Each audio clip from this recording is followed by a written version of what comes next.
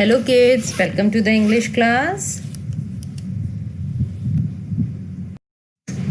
What is the name of your English book? Harmony English Reader. Okay. So children, हम लोग कौन सा lesson पढ़ रहे थे? Do you all remember? हम पढ़ रहे थे लेसन 2 द माइजरेबल बेगर, है ना? तो उसमें हमने 2 पेजेस ऑलरेडी रीड कर लिए थे. आज हम 3rd full and final page read करेंगे. ठीक है. सो एनीवन रिमेंबर कि हम लोगों ने स्टोरी कहाँ पर छोड़ी थी? हम लोगों ने स्टोरी लास्ट में पढ़ी थी जब सर्टॉफ ने उस बैगर से कहा था कि मुझे तुम्हारा काम बहुत अच्छा लगा और उसको एक लेटर दिया था कि ये लेटर मेरे फ्रेंड के पास लेकर जाओ, वो तुम्हें एक अच्छा से जॉब पे रख लेगा, क्योंकि उस बैगर को लिखना और पढ़ना आता था, है ना. और लास्ट में जाते जाते सर्टॉफ ने उससे क्या क्वेश्चन पूछा था? उसने उससे पूछा व्हाट इज़ योर नेम. यहाँ पे हमने कल छोड़ा था, आज हम उसके आगे से रीड करेंगे. ठीक है. तो जैसे ही सर्टॉफ ने उससे पूछा व्हाट इज़ योर नेम, तो उस बैगर ने क्या कहा? लस ऑफ केम द रिप्लाई. तो उसका क्या नाम था उस बैगर का? लस of. 2 years passed by since the two had met. मतलब 2 साल बीत चुके थे उन दोनों को मिले हुए. Then finally one day, as Surtov was buying a ticket outside a theater, he ran to Luskov. एक दिन क्या हुआ कि सर्टॉफ को मूवी देखने का बड़ा मन किया, है ना. तो वो थिएटर में गया और उसने टिकट खरीदी. और जैसे ही उसने लस्कॉव को देखा और वो एकदम से खुश होकर उसके पास दौड़ कर गया और उसने क्या पूछा उससे? हाउ आर यू डूइंग, मतलब तुम क्या कर रहे हो? तो Lushkoff smiled and said I earn 5 rubles a month. तो लसॉफ जो बैगर था उसने क्या रिप्लाई किया सर्टॉफ को? वो बड़ा खुश हुआ और उसने रिप्लाई किया कि मैं मंथ के 5000 रुपीज़ अर्न करता हूँ. All thanks to you and of course your cook Olga. अब उसने क्या बोला बैगर ने? बड़ी शॉकिंग सी चीज़ बोली उसने सर्टॉफ को. उसने उसको बोला कि मैं मंथ के 5000 रुपीज़ अर्न करता हूँ, इसके लिए आई विल थैंक यू, मतलब मैं तुम्हें धन्यवाद देता हूँ और तुम्हारी कुक ओल्गा को. The lawyer was surprise and asked what has Olga got to do with it. मतलब इसका मतलब हुआ कि वो एकदम, जो लॉयर था सर्टॉफ, वो एकदम शॉक्ड और सरप्राइज हो गया कि लेटर तो मैंने इसको दिया था, ये तो मेरे फ्रेंड की थ्रू इसको जॉब मिली है, तो ये मेरी कुक ओल्गा को क्यों थैंक यू बोल रहा है? Lushkoff smiled and said when we used to go inside the shed Olga would sit and cry. तो उसने उसको 2 साल पहले की जो बात थी वो एक बात बताई. उसने लॉयर से कहा, उस बैगर ने, कि जब मैं तुम्हारे घर गया था और तुमने मुझे काम दिया था और ओल्गा से कहा था कि इसको शेड में लेकर जाओ वुड्स को चॉप करने के लिए, तो वो शेड में जब गया तो ओल्गा वहाँ उसके साथ बैठी और वो बहुत रोई. और वो क्यों रोई ओल्गा? वो इसीलिए रोई उसकी बैगर की कंडीशन को देखकर कि वो कितना गरीब है, 3 दिन से उसने खाना नहीं खाया, वो भूखा था, है ना. तो ये सब सोच सोच के ओल्गा बहुत रोई.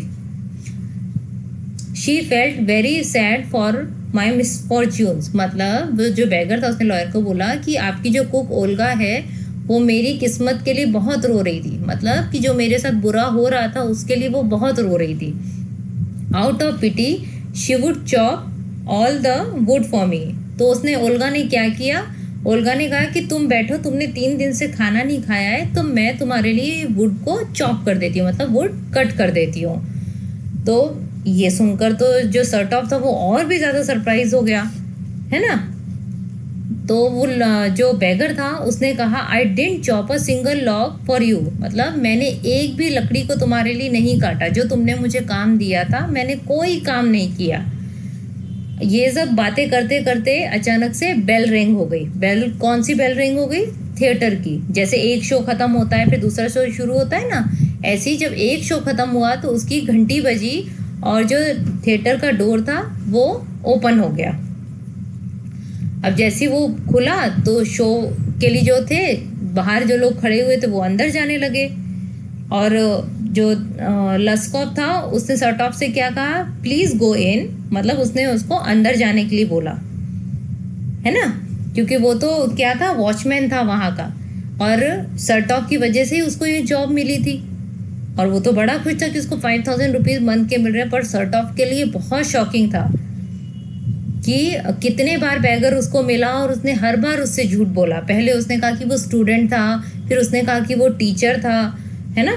फिर जब उसने उसको काम दिया तो उसने कोई काम नहीं किया और उसकी कुक से सारा काम करवाया और फिर इसकी वजह से उसको एक बेटर जॉब मिल गई और वो महीने के 5,000 रुपीज़ अर्न करने लगा। तो ये सब सोच सोच के सर्टॉफ स्टूड देयर डम्बस्ट्रक। डम्बस्ट्रक मतलब क्या होता है, जब आप सरप्राइजली शॉकिंगली मतलब आपको कुछ समझ नहीं आता और आप बुत बन के खड़े हो जाते हो, है ना। कई बार हमारे साथ ऐसी सिचुएशन आती है ना कि हमने एक्सपेक्ट नहीं किया होता, सडन हमारे साथ कुछ हो जाता है तो हम एकदम बुत बन के खड़े हो जाते हैं। तो ऐसी सर्टॉफ के साथ हुआ। वो उसको जो धोखा मिला था ना उस बैगर से, वो बिल्कुल भी बर्दाश्त नहीं कर पा रहा था कि कितना एक बैगर उसने उससे कितना झूठ बोला, राइट। तो इससे हमें क्या मॉरल ऑफ द स्टोरी क्या हुआ कि हमें हर किसी पे विश्वास नहीं करना चाहिए। We should not trust everyone, है ना। ओके, तो चलिए अब हम क्या करेंगे, हमने स्टोरी समझ ली, हमने मॉरल भी पढ़ लिया, राइट। आज से हम शुरू करेंगे इस लेसन की एक्सरसाइज। ओके, सो ये है आपकी first exercise. Tick right the correct option. It was a cold winter afternoon and the streets looked quite dash.